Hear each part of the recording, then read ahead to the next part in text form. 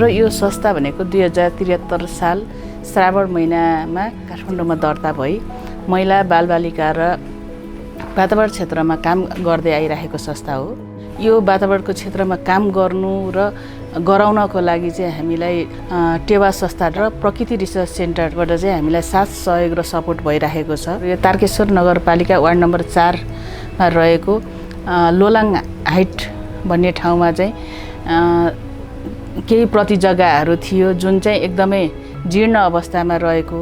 र त्यहाँ संरक्षणको लागि धेरै प्रयासहरू धेरै पहिलादेखि भइरहेको थियो। तर त्यसको चाहिँ संरक्षण र त्यसको प्रबन्धन गर्न विविध कारणहरूले चाहिँ भएको थिएन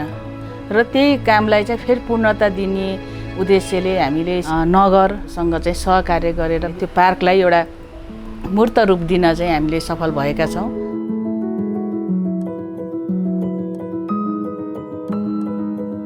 सृजनशील एउटा त्यस्तो समूह हो जसले एउटा वातावरणको सेक्टरमा एउटा जलवायु परिवर्तनको कुराहरूमा काम गर्दै आएको एउटा संस्था हो। त्यसले गर्दा पनि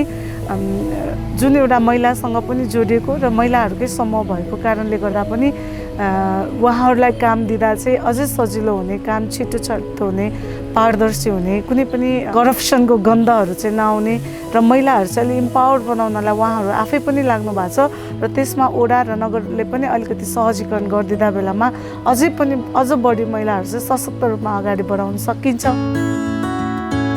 यो गर्ने क्रममा चाहिँ धेरै चुनौतीहरू कसरी आयो भने यी महिलाहरू आफ्नो चाहिँ काम छैन, आफू पनि हिँडे र हाम्रो परिवारमा पनि महिलाहरूलाई बोलाएर बाहिर निकाल्ने, हाम्रो श्रीमतीलाई बाहिर निकाल्ने, छोरी बुहारीहरूलाई बाहिर निकालेर काम नभएर आफू जस्तै गरेर चाहिँ सधैँ चाहिँ घरबाट बाहिर निस्किने हिँड्ने बनाउने भयो भनेर हामीलाई धेरै त्यस्ता कुराहरूको ब्लेम पनि नआएका होइनन्, आएका थिए र ती कुराहरूलाई चिर्नको लागि चाहिँ हामीले त्यस्ता कार्यक्रमहरू गऱ्यौँ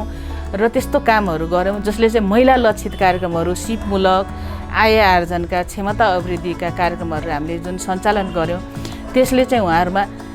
महिलाहरूमा भन्दा पनि अझ पुरुषहरूमा परिवर्तन देखियो र उहाँहरूले आफ्नो छोरी बुहारी श्रीमतीलाई तपाईँहरूसँगै डोर्याएर लिएर हिँड्नुहोस्, तपाईँहरूसँग जस्तै सक्षम बनाइदिनुहोस्, तपाईँहरूले जस्तै बोल्न सक्ने बनाइदिनुहोस्, घरभित्र मात्रै बस्ने भयो भनेर उहाँहरू आफैले प्रस्तावको रूपमा लिएर आउनुभयो। त्यो कुराले हामीलाई चाहिँ हाम्रो संस्थाले जुन उद्देश्यले कामहरू गरिरहेको छ त्यसको चाहिँ उपलब्धि राम्रो भयो जस्तो लाग्छ।